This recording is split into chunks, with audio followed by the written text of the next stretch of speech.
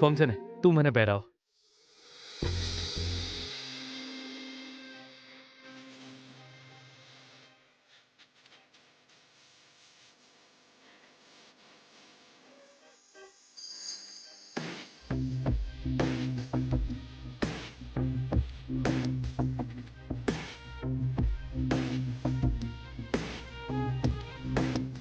લાગે છે મારા પતિને મારી જ નજર લાગી જશે.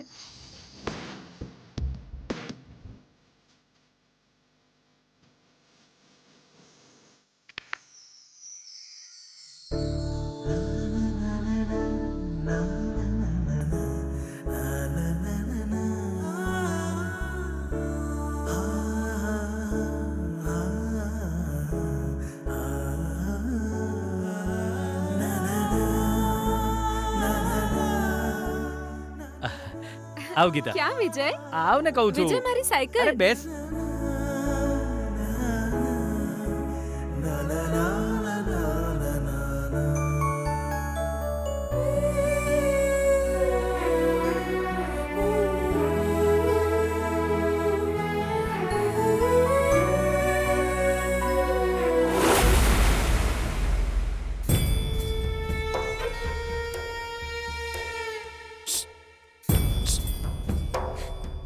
તાર લાડકુંવરની એક નવી અપડેટ મળી છે મને. શું છે? માર ભોણો હવે મોટો ડ્રાઈવર બની ગયો. મોટો ઓટો ડ્રાઈવર. વોટ? ઓટો ચલાવી રહ્યો તાર લાડકુંવર. તું જે કે છે સાચું છે ને? ઓવા બેના દુનિયામાં જેટલી મોંઘી કાર છે એ બધી જ ચલાવવાનો શોખ રાખનાર તાર લાડકુંવર વિજય કુમાર ભાઈ આજે 1 લાખ રૂપિયા કમાવા માટે ઓટો એક્સિલેટર દબાઈ રહ્યો છે. ભૈલા, ઓટો ચલાવીને 1 મહિનામાં લાખ રૂપિયા કમાઈ શકે ખરા? કેવી વાત કરે છે બેના, ગોડી થઈ જઈશ. નો વે બેના, ચાન્સ જ નહીં. મારો એક ભાઈબંધ રિક્ષા ચલાવે છે, એને મને બધી ગણતરી સમજાઈ. જો હું તને સમજાવું, કિલોમીટરના 13 રૂપિયા બેના. હવે જો વિજય હવારથી હાંજ સુધી રિક્ષા ફેરવ્યા જ કરે, ગમે એટલી રિક્ષા ચલાવે તોય આ શહેરની અંદર આખા દાડાના થઈને 100 કિલોમીટરથી વધારે ના થાય બેના. એટલે આખા દાડાનો થઈને 1300 રૂપિયાનો વકરો થાય. હવે મહિનાને કેટલા થાય છોડ હિસાબ જવા દે.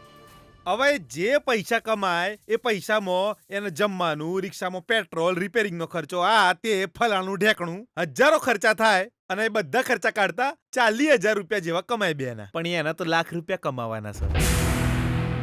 જો એને લાખ રૂપિયા કમાવા હોય તો ખોટા રસ્તે જવું પડે, પણ એ જશે નહીં. સીધા રસ્તે ચાલવા વાળાને બહુ મુશ્કેલીઓ વેઠવી પડે હો બેના. અને વાંકા ચૂકા રસ્તે ચાલવા વાળાને તો એનાથી વધારે મુશ્કેલીઓ પડે હો બેના. મેં તને કહેલું ને, તારો દીકરો ઈમાનદારીથી 1 લાખ રૂપિયા નહીં કમાઈ શકે એ હારી જ જશે. આ સીતારા બાબાની ભવિષ્યવાણી છે. શું થયું? ચમ આમ જોવે છે? અરે મેં એમ કહ્યું કે હારી જશે, મેં એમ ચો કહ્યું કે જીતી જશે.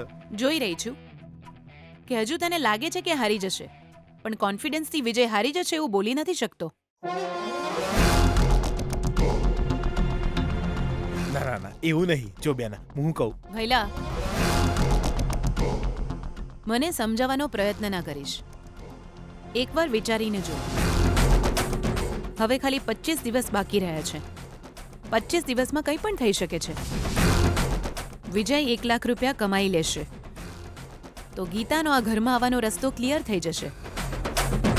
આપણે કંઈ પણ કરીને આવું થતા અટકાવવું પડશે ભૈલા. હવે તે હું કરવાનું એ વિચાર્યું છે મારા વાલી બેના. મારામાં 25 દિવસ રાહ જોવાની ધીરજ નથી ભૈલા. વિજય ગલી ગલી ભટકી રહ્યો છે સાંભળીને મને ખુશી થાય છે, પણ એણે કમાવાનો રસ્તો શોધી લીધો છે એ સાંભળીને મને ગુસ્સો આવે છે. હવે મારાથી રાહ નહીં જોવાય ભૈલા. આનો ઉકેલ લાવવો જ પડશે. એના માટે એક પરમનન્ટ સોલ્યુશન જોઈએ ભૈલા.